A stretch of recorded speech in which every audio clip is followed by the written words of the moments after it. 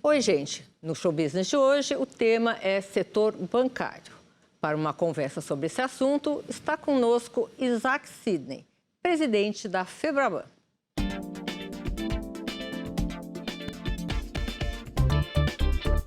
Formado em Direito, ele começou a carreira no Banco do Brasil. Em 2000, foi para o Banco Central, onde assumiu o posto de procurador e diretor de Relações Institucionais. Vamos falar agora com Isaac Sidney, presidente da Febraban, a poderosa Federação dos Bancos. Sidney, bem-vindo. Obrigada pela sua presença. Muito bom conversar com você numa hora que as pessoas precisam muito de informação, né? A gente estava conversando aqui um pouquinho antes do programa começar e o Sidney estava contando que ele fez, que os bancos fizeram uma renegociação de dívida preventiva. Quer dizer, procuraram nessa pandemia pessoas que poderiam, talvez, entrar na lista de inadimplentes, né? E renegociaram o que eles deviam. Como é que foi isso?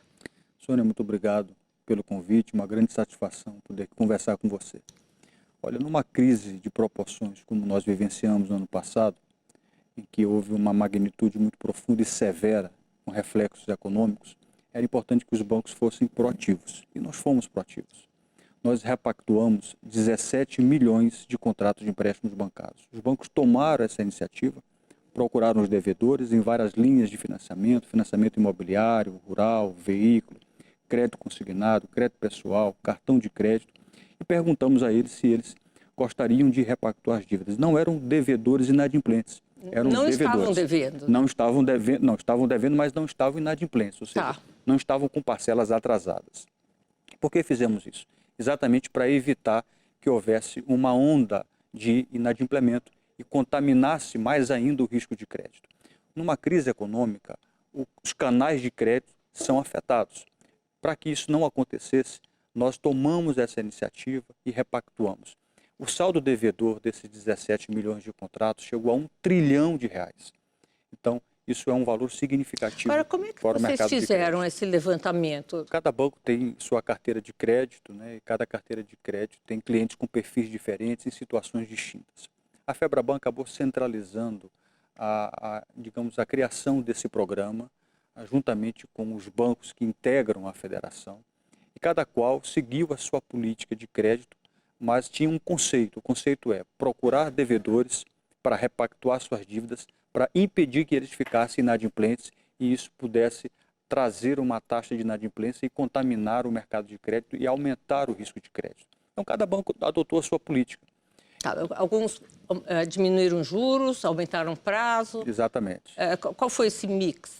Tinha algum mix geral para todo mundo? Olha, cada um fazia o... Por que cada banco precisou adotar sua política? Porque não pode haver combinação de preços, nem mesmo para diminuir condições financeiras, para melhorar condições financeiras. Se os bancos tivessem adotado a mesma taxa de juros, repactuado no mesmo prazo, a mesma política, isso seria uma combinação de preços e do ponto de vista concorrencial isso não é possível. Não. Né? Nós estaríamos sujeitos às regras, inclusive, do CAD. Então, qual era o conceito? O conceito é, temos de evitar uma onda de inadimplência, porque o risco de crédito estava prestes a acontecer diante da grande incerteza dos rumos que a economia ia tomar. Nós terminamos o ano passado com uma queda brutal do PIB em torno de 4%. Então, nós fomos até os devedores, os bancos foram até os devedores, propuseram uma repactuação, 17 milhões de contratos de empréstimos bancários foram repactuados no saldo total de 1 trilhão. Então, um dado importante, nós prorrogamos o pagamento de 150 bilhões em parcelas. Vocês já fizeram um levantamento desses escolhidos, né? Para terem a dívida repactuada? Hoje, em que sua situação estão? Olha, como nós concedemos um prazo entre 2 a 6 meses para que esses clientes deixassem de pagar as parcelas, para dar um fôlego financeiro naquele momento em que as empresas estavam de portas fechadas, o faturamento e a receita das empresas caíram e muitos empregados tiveram até que ser dispensados. Então, isso iria impactar na condição de pagamento. a ideia era exatamente permitir que houvesse uma capacidade maior, um fôlego financeiro maior. O que eu posso lhe dizer do ponto de vista do perfil do cliente são variados, porque, digamos que nós estivéssemos olhando aqui para o financiamento imobiliário. Mas cada banco, deixa eu só te interromper um pouquinho, cada banco fez a sua própria política de como fazer isso. Os bancos fizeram um levantamento, um ano depois, do que foi prorrogado, dessa repactuação, quantos aproveitaram essa repactuação e quantos entraram na inadimplência? Foi extremamente exitoso, vou lhe dizer porque eu vou lhe dar um dado. A taxa de inadimplência antes da pandemia estava, em média, 3,7%. Nossa, alto. Chegou a 2,1%. Então, o que significa dizer que a repactuação fez com que as pessoas não ficassem inadimplentes, porque eram operações em dia. Se a taxa de inadimplência diminuiu de 3,7% para 2,1%, ela está até voltando aos patamares pré-pandemia, significa dizer que, de fato, foi muito exitoso esse programa proativo de repactuação das dívidas. Vocês fazem pesquisa de imagem? E como é que isso está... como é que a imagem dos bancos está junto à população? Sônia, tem vários pontos aqui. Deixa eu tentar separar para organizar um pouco as ideias. Bom, começando sobre a questão da imagem dos bancos. Não é uma peculiaridade no Brasil. Não, é no mundo. No mundo inteiro há uma percepção mais negativa do setor, o que é lamentável. Eu fiquei 18 anos no Banco Central. Então, eu cheguei lá por volta do ano 2000, 2001, fui da carreira de procurador, cheguei a ser procurador-geral, fui diretor. E do ponto de vista da perspectiva do regulador, sempre atuamos com os bancos que são regulados. E sempre nos deparamos com situações relacionadas com a imagem dos bancos. Portanto, não é algo que é característico do Brasil. Primeiro ponto é esse. Não é Segundo, mesmo. quando nós falamos em rentabilidade de bancos, há um estereótipo, uma narrativa de que os bancos fazem parte do setor que mais lucra na economia. Eu queria te dar alguns dados, acho que vale a pena a gente ter isso. Eu fiz um levantamento, ainda no Banco Central e depois que cheguei na Febraban, para saber a trajetória da rentabilidade dos setores da economia. A melhor posição de lucratividade e rentabilidade do setor bancário nos últimos 15 anos foi a 5ª posição. O que significa isso? Quando o setor bancário mais lucrou, significa dizer que foi o 5º que mais lucrou, então 4 outros setores lucraram mais. No ano passado, nós ficamos na 16ª posição de lucratividade. Nós caímos 6 posições, de 19 para 20. Quando a gente pega os últimos 3 anos, 18, 19 e 20, nós ficamos ali oscilando entre 10ª, 11ª e 12ª posição. O que eu quero dizer? Tem 14 anos que os bancos não ficam dentre os 5 principais setores mais rentáveis, o chamado top 5 de rentabilidade. Então, mas se cria uma imagem de que os bancos são o setor da economia que mais lucram. Isso não procede, os dados não conversam com essa narrativa. Vou chutar aqui, talvez um dos setores que mais lucrou o ano passado, Vale do Rio Doce, siderúrgica, Petrobras. Petrobras. Esse é um dado interessante. O lucro da Vale do Rio Doce, no 2º trimestre deste ano, por exemplo, foi de 40 bilhões de reais. Isso equivale, literalmente, ao dobro do lucro dos 5 maiores bancos. Só a Petrobras lucrou, no 2º trimestre deste ano, o dobro do lucro dos 5 maiores bancos. Isaac, talvez aí e a Vale confirma também. A minha tese. Como os bancos emprestam dinheiro, captam dinheiro, emprestam para outras pessoas em forma de dinheiro e não um produto, por exemplo, a Vale pega dinheiro, era de minério, mas ela vende o minério. Uhum. Então, a imagem é diferente. Mas, olha, eu vou te interromper um minutinho, que eles estão me chamando ali a atenção, que te chamo já no próximo bloco, tá? Continuamos já a nossa conversa com o presidente da Febraban, Isaac Sidney. Não saia daí.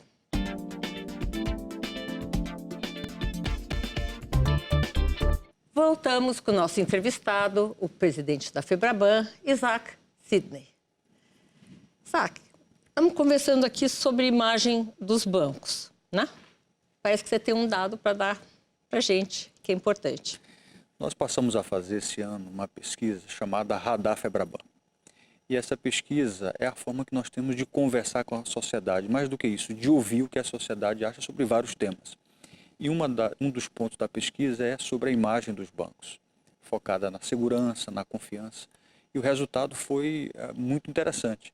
Mais de 65% dos entrevistados disseram que tem uma grande confiança e segurança nos bancos. Nós chegamos na terceira edição da pesquisa e chegamos no momento de melhor performance em termos de imagem do setor. Eu também falava para você a respeito da questão da rentabilidade, não é? Acho que é importante a gente entender um pouco esse cenário. O lucro é fundamental no setor bancário. Não, é vital, né? É vital. Banco você que não dá lucro, quebra.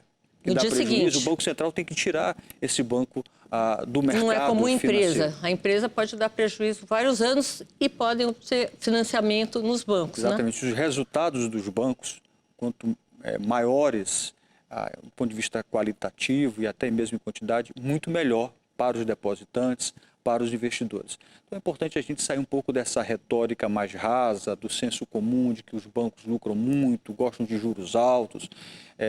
Mas o governo, de certa maneira, não é sócio dos bancos? Quanto vocês pagam de imposto? Olha, a cunha fiscal que incide no spread bancário equivale a 20%, o que significa dizer que a cada R$100 de spread bancário, os bancos recolhem R$20 de impostos. E nós somos um dos poucos países do mundo que pagamos tributos em relação à receita do spread bancário. Só são 3 países no mundo e o Brasil é um deles. Quais são os outros 2? Olha, tem pagamentos disso na China, também a Índia, né? Mas o Brasil é muito premiado porque nós temos aí uma carga tributária muito pesada. Aliás, o setor bancário brasileiro é o setor que tem a maior carga tributária, 45% entre imposto de renda e CSLL, que é a contribuição social sobre o lucro líquido. Os países que mais pagam tributos têm uma carga que começa ali em 38% e vai descendo. A carga tributária, no caso do setor bancário brasileiro, é de 45%. O governo é sócio da indústria automobilística, indústria de cigarro, a indústria dos bancos também. Tem vários setores cuja incidência... Bebida, né? Também a incidência altíssima você também falou em concentração do setor, né? Bebida é um setor muito concentrado. E por que os bancos eles são concentrados? Por determinação do Banco Central, os bancos têm que ter um volume elevado de capital. Para cada R$1 que nós emprestamos, temos de ter o equivalente a R$10 de capital. Isso é o índice da Basileia, né? Índice de Basileia. Então, nós somos o setor mais capitalizado da economia. Portanto, intensivo de capital. Setores que são intensivos de capital são setores concentrados por natureza. Mas eu queria te dar um dado que saiu agora. Foi feita uma avaliação do nível de concentração do setor bancário em relação a outros setores da economia. Nós estamos na 11ª posição de concentração. Existem 10 outros setores mais concentrados que o setor bancário. Mas há, de novo, uma imagem, uma percepção, uma versão, uma narrativa de que o setor bancário é o que mais lucra e nós estamos na 16ª posição. O setor bancário é o mais concentrado, estamos na 12ª posição de concentração. Então, os números, de fato, não conversam com narrativas que são retóricas, que são discursos que acabam, na verdade, servindo aí para o senso comum. Só que os bancos, para a criação de um banco, eu dependo de concessão do governo. Essa é uma regra que existe no mundo inteiro ou não? De regra sim, porque o banco acaba fazendo uma atividade de intermediação financeira, de captação de recursos, de empréstimo de recursos. Então o Estado ele precisa autorizar o exercício dessa atividade. E a criação das fintechs? Bom, já há algum tempo o Banco Central vem adotando uma política com o apoio dos bancos, chamados bancos tradicionais, de abertura do mercado, para ampliar a competitividade, para tornar o ambiente mais aberto e mais propício aos chamados novos entrantes. Há também uma percepção de que os bancos eles não são favoráveis a isso. Nós atuamos, o setor bancário é muito concorrido, Portanto, existe uma concorrência muito acirrada. Existe, com certeza. Muito acirrada, e nós defendemos essa competitividade. O que nós temos criticado e temos tido muita determinação para isso são os tratamentos diferenciados De regras, sobretudo do ponto de vista regulatório, que nós chamamos de assimetria regulatória. Existem outras assimetrias, por exemplo, tratamento tributário, tratamento trabalhista, que eu posso também falar um pouco sobre isso. E o que vai acontecer com isso? Porque a sensação que eu tenho, está cobrindo, enfim, a área econômica há tantos anos, e mais especificamente o setor financeiro, é que o Banco Central ele deixa o bolo crescer para depois regular. A mesma coisa está acontecendo com as criptomoedas. Me corrija se eu estiver errado, porque eu sou leiga, só que deixa o bolo crescer e regula, né? É isso que está acontecendo? Olha, o mercado ele vem se segmentando em várias frentes, né? Antigamente se falava do setor financeiro, só se imaginava o setor bancário. Hoje você tem a indústria financeira com muitas frentes, com muitos players, isso é importante, porque isso permite que o consumidor ele possa ter uma variedade de atores, de agentes econômicos na indústria financeira oferecendo produtos e oferecendo serviços. Isso é fundamental, porque isso torna o sistema financeiro mais eficiente. E o Banco Central tem esse olhar.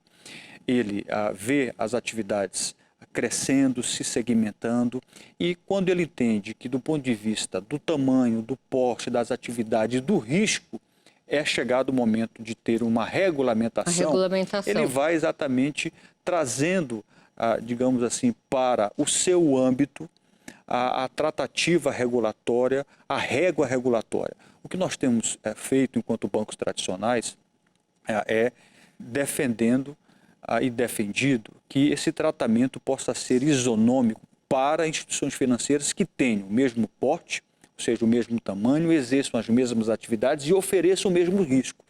Então, se nós tivermos e temos instituições, inclusive novas, que têm hoje tamanho de banco, porte de banco, agem como banco, atuam como banco, oferecem risco de banco, mas não querem ser chamados de banco, aí não dá. Aí é preciso que o Banco Central, de fato, possa fazer com que haja uma régua normativa, um parâmetro regulatório isonômico. Em que pé está isso?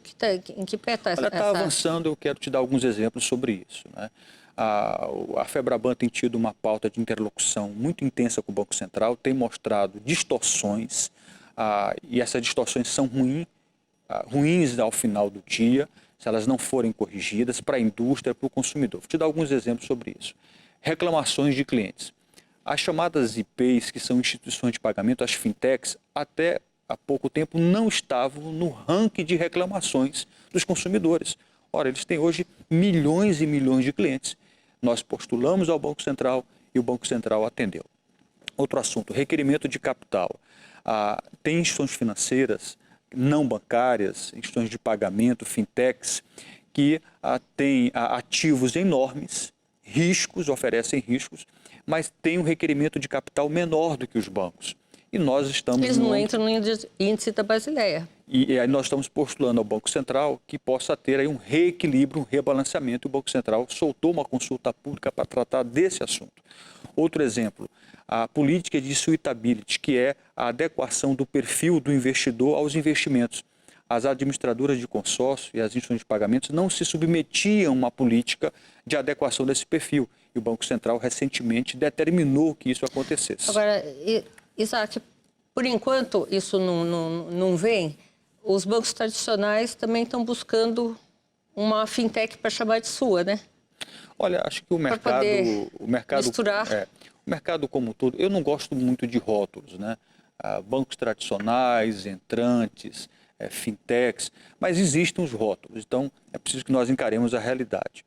Os bancos, eles são fundamentais. Veja, não existe projetos de fintechs que queiram se alavancar, que queiram crescer, que não estejam em parceria com bancos. Exatamente. Então, existe aí hoje uma versão de uma situação ácida entre eles. O que eu tenho feito enquanto Febraban, e aí de fato com muita determinação, é buscado combater e reagir a inverdades, a meias-verdades, a distorções. Então, é isso que nós temos feito. Recentemente, nós estivemos aí nas redes sociais, na mídia, protagonizando um debate importante com uma outra entidade que representa as fintechs. E como é que é o debate da Febraban com o governo central, com o Banco Central, governo central, Ministério da Economia, a criação do PIX? O que significou isso para os bancos? Olha, a Febraban, ela o tempo inteiro está interagindo com os poderes constituídos. É para isso que ela foi criada, para interagir com a sociedade, para interagir com o governo, para interagir com o Estado, com as autoridades, com os atores políticos. Este ano eu já estive em Brasília, já participei de 200 conversas com autoridades. Para ser precisa, cerca de 213 conversas. Tudo isso registrado, com muita transparência.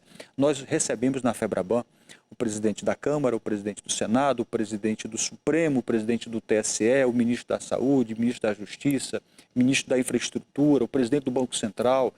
Isso tudo faz parte de um trabalho para que nós possamos dar a nossa visão daquilo que entendemos do ponto de vista da economia e de Estado.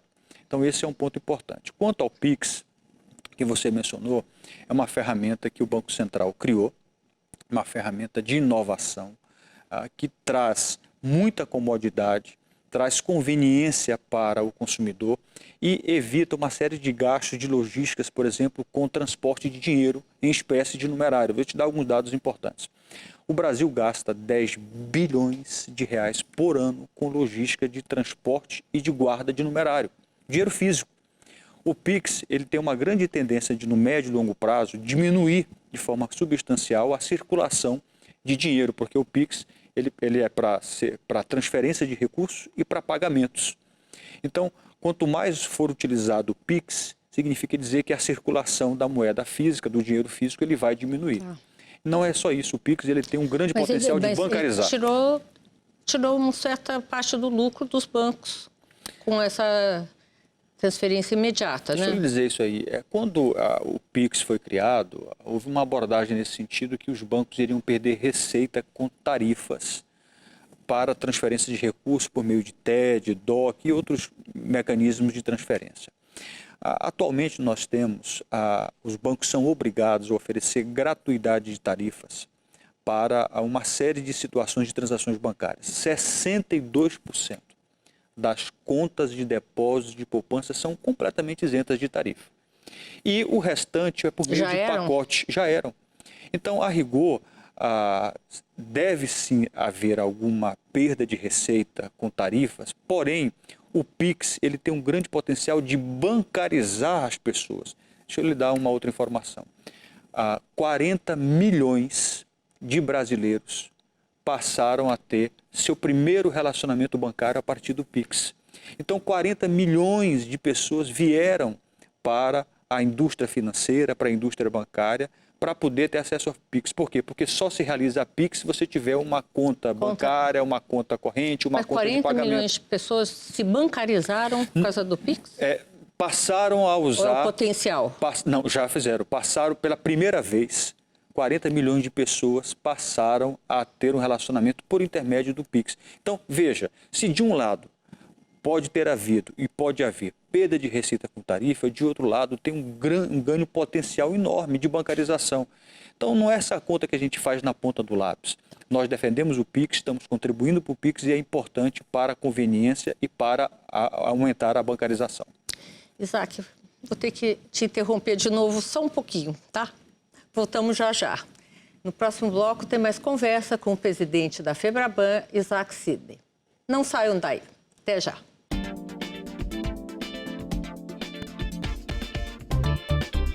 Oi, voltamos com o nosso entrevistado, o presidente da Febraban, Isaac Sidney.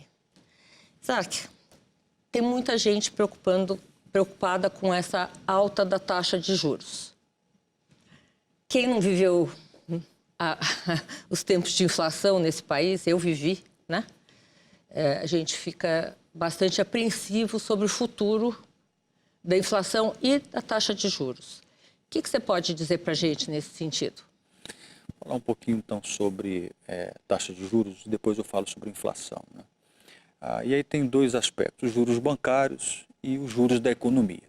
né? Os juros da economia têm a ver com a taxa básica da economia, que é a taxa Selic, e no ano passado o Banco Central, em razão de uma queda brutal da atividade econômica, reduziu de forma substancial a taxa Selic, chegando ao menor patamar da série histórica, a 2%, mas sempre informando que era um processo temporário, expansionista, em razão da retração da atividade econômica, que num dado momento haveria a normalização do ciclo monetário. É o que está acontecendo agora.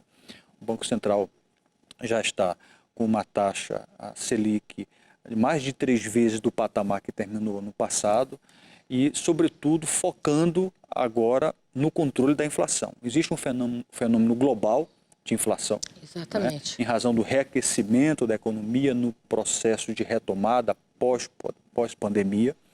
E no Brasil, nós estamos com uma inflação em 12 meses de 2 dígitos, em torno de 10,25%. que há muitos anos nós não acontece. vimos uma inflação dessa. Não vejo nenhuma relação direta com qualquer falta de ação de iniciativa do Banco Central. Como mencionei, é um fenômeno global. O Banco Central está fazendo um trabalho para poder ancorar as expectativas para este ano, não, mas para o que ele chama de horizonte da política monetária relevante para 2022, para 2023. E o Banco Central, portanto, está fazendo um ciclo forte de aperto monetário para, a partir do ano que vem, trazer a inflação para a meta, para se aproximar do centro da meta em especial. Mas esse processo, ele pode ter algum controle sobre a inflação? Porque o que está se dizendo muito é que isso é um processo de estagflação, né? Olha, eu tenho muita confiança, Sônia, que o Banco Central vai conseguir ancorar as expectativas e vai conseguir fazer com que a nossa inflação volte para os patamares que dialogam com a meta de inflação. Os Estados Unidos foi um pouco decepcionante, né? Essa semana passada, as declarações do Fed, né? Do Federal Reserve, Banco Central Americano. Realmente a economia não está reagindo a como eles achavam que devia reagir com uma alta de taxa de juros, né? Eles estão, inclusive, agora num processo de desfazer os incentivos que foram feitos, monetários, etc. e tal. Eu queria voltar um pouquinho para a parte dos juros bancários, porque esse é um tema que nós não nos escondemos. Eu debato esse tema com muita transparência. Os juros bancários no Brasil são altos? São altíssimos. A questão não é se eles são altos, mas por que eles são altos e o que precisamos fazer para que eles possam baixar. Por que eles são altos? Porque nós temos um custo de emprestar muito elevado, é um custo estrutural. O spread bancário, ele tem uma série de custos, eu queria falar um pouco sobre isso. Um deles eu já mencionei aqui, que é o custo tributário, a cunha fiscal. A cada R$100, R$20 são destinados pelos bancos para pagamento de tributos. Outro custo relevante, 32% do custo do spread tem a ver com o custo da inadimplência. 32%. Então, significa dizer que a cada R$100, R$32 são deslocados para fazer frente ao custo da inadimplência. Quando eu somo os R$32 de custo de inadimplência com 20 de tributos, eu já tenho mais de 50% Por isso do que eu digo custo, que são sócios do custo, exatamente, do custo do spread. Então, é uma causa estrutural. Nós temos que fazer com que os bancos, por exemplo, os credores, os ofertantes de crédito, tenham condições de reaver as garantias. Eu não sei se você sabia, Sônia, mas o Brasil é o país que menos recupera garantia de crédito no mundo. E é o país que mais tempo demora para recuperar uma garantia e mais custo tem para recuperar uma garantia. Então, significa dizer que o risco de crédito é elevado. Se os ofertantes de crédito, aqueles que concedem crédito, não conseguem recuperar a garantia em tempo curto, isso pesa no custo do crédito. Isaac, isso daí eu ouço desde o primeiro dia que eu comecei no setor, cobri o setor. É o mesmo problema. A insegurança jurídica, aliada a altos impostos, isso não muda. Tem alguma razão? Qual é a justificativa que você acha para isso não mudar? Qual é a razão? Talvez algumas delas, mas a própria falta de visão da causa do problema. É uma causa estrutural. Mas quem que não tem essa visão? O ambiente de negócios precisa mudar. para que haja maior Mas quem previsibilidade. É que não tem essa visão Olha, que isso é um problema? Eu acho que os atores de Estado que precisam decidir isso, que precisam mudar marcos legais, precisam ter essa visão. Por que não mudam? O Brasil não consegue avançar nessa agenda, né? Nós temos... Mas tem algum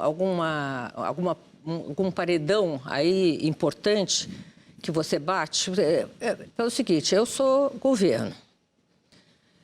Eu tenho 50% do lucro da indústria financeira, que vai para a Previdência, o imposto, não sei o quê. Por que eu vou mudar? Mas eu não acho que essa é a visão. O ponto é o seguinte, é preciso que haja uma percepção das causas para que elas possam ser enfrentadas. Então, a população tem que ter, o cliente tem que ter essa percepção. Quem que tem essa percepção?